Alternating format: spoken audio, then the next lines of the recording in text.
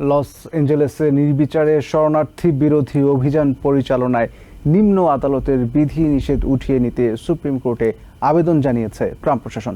বৃহস্পতিবার justice department থেকে সর্বোচ্চ আদালতের কাছে বলা হয়, এতে করে আইস এজেন্টরা টার্গেট করে অবৈধ অভিবাসী আটক করতে পারছেন না। অথচ দেশের অনেক স্থানেই প্রশাসন শরণার্থী বিরোধী অভিযান জোরদার করেছে বলে খবর পাওয়া যাচ্ছে। লস অ্যাঞ্জেলেসে কর্মস্থল থেকে 16 সন্দেহভাজন অবৈধ অভিবাসীকে আটক করা হয়েছে। এদিকে নিউ ইয়র্কের লোয়ার ম্যানহাটনে একটি ফেডারেল ভবনের সামনে আইস বিরোধী বিক্ষোভ করায় অন্তত 15 জনকে গ্রেফতার করা হয়েছে।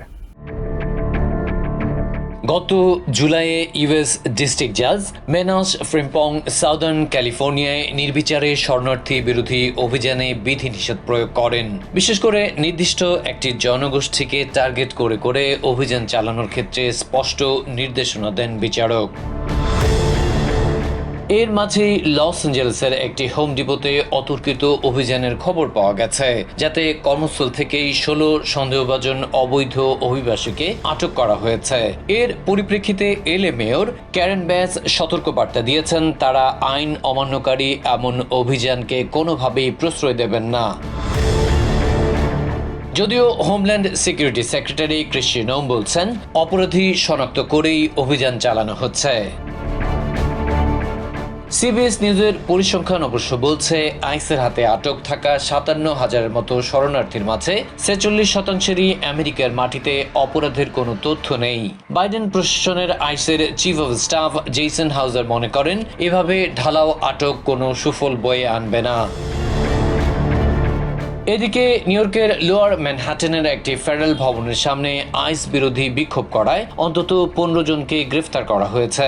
এনওয়াইপিডির তরফ থেকে বলা হচ্ছে, উচ্ছৃঙ্খল আচরণের জন্য তাদের আটক করা হয়। বিক্ষুব্ধদের দাবি, ওই ভবনের একটি ফ্লোরে অভিবাসীদের অমানবিকভাবে আটক রাখা হয়েছে। ওদিকে শিকাগোতে শতাধিক দেশের প্রায় 1000 খানেক মানুষ আমেরিকার নাগরিক হিসাবে শপথ নিয়েছেন। রিগলে ফিল্ডে এই আনুষ্ঠানিক গণজমায়েতের আয়োজন করা হয়। সিবিএস নিউজ বলছে, 109টি দেশের 977 জন এই অনুষ্ঠানের মধ্য দিয়ে আমেরিকান হিসেবে মর্যাদা পেয়েছেন। Adib Mohammad, TVN 24 news desk. New York থেকে সম্প্রচারিত টিভিএন 24 টেলিভিশন বিশ্বজুড়ে বাঙালির কণ্ঠস্বর।